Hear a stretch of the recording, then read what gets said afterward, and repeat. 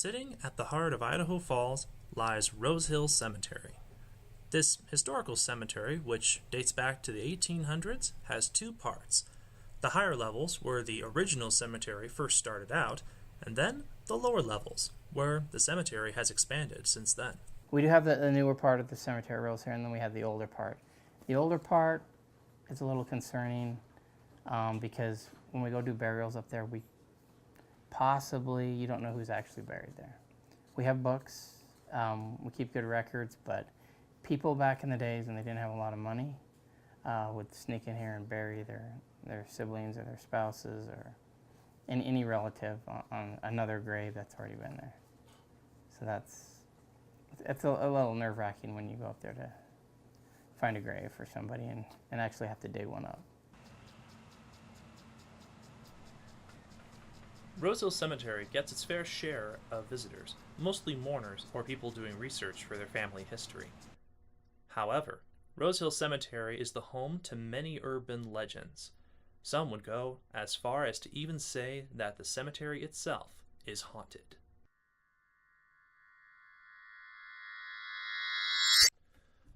The first and most popular of these stories is the Knocking Grave, where legend has it, if you go to Rose Hill Cemetery and visit a certain crypt, knocking at it at night will cause the spirits of the dead to knock back to you.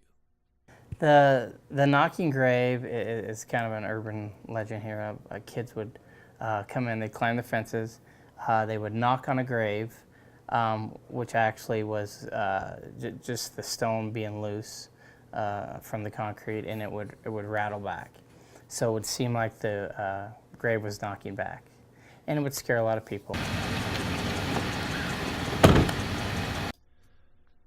Scott later took us to the grave, where, in greater detail, he was able to explain the whole phenomena surrounding the so-called knocking grave. All right, well, this is the famous knocking grave, and what kids would do, they would knock on this, and this stone would be loose, and it would actually rattle back and forth. And it actually really did sound like someone's knocking back on the other side. We're kind of the draw that kids would want to come in here and just get a little spooked late at night. And I guess what they did, they came in and they sealed that off so it doesn't do it anymore. Our next stop was somewhat of a bizarre phenomena.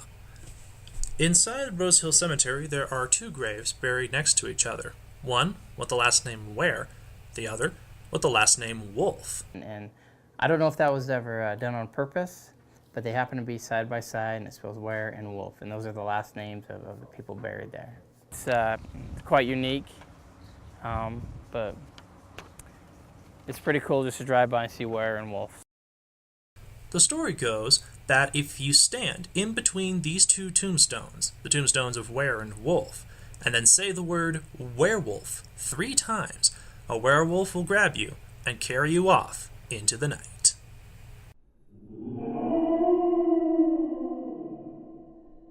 And the werewolf, I knew we would come and we would stand in the middle, and supposedly if you said werewolf or something like that a couple of times, then the werewolf is supposed to come up and grab your legs if you stood in the middle of the grave. But we just had friends in the back behind the trees making noises and scaring everybody. That was the thing.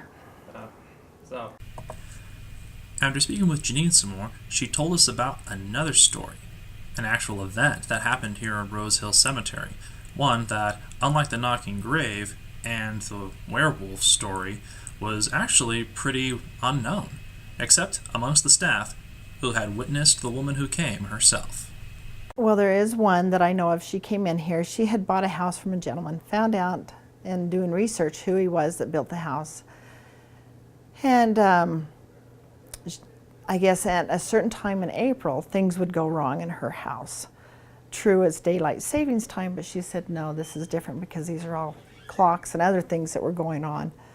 And during her research, she found out that the gentleman had died on that day that things would go wrong in her house.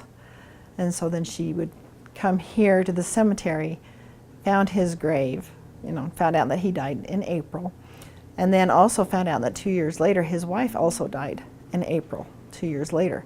And so she comes in and she just kind of does a little seance and talks to them and to keep the spirits calm and cool in their home. To learn more about paranormal entities and also how to get rid of them, we spoke to Adam Anthony, a paranormal alleviator living in Idaho Falls. The standard one is sage. You burn the sage. It's a very common one a lot of people do. Also getting a blessing from the person who's having a problem from their religious leader. Those two things don't necessarily cure the situation. It basically cures the person. So because they have an affliction physically and mentally and emotionally with the problem that's going on, you can take care of a good chunk of the problem by alleviating the person. So because they feel less influenced, they don't feel an influence from whatever's influencing them. So then it just moves on. And that's just what this woman did. According to Janine, the woman later contacted a priest and had an exorcism done on the home. From that point on, according to Janine, the woman had no problems afterwards. And she had an exorcism come to her home, and so. Oh, an exorcist actually came to her place. Wow. You know, I haven't really talked to her. I've seen her 3 or 4 times, so maybe it's calming down.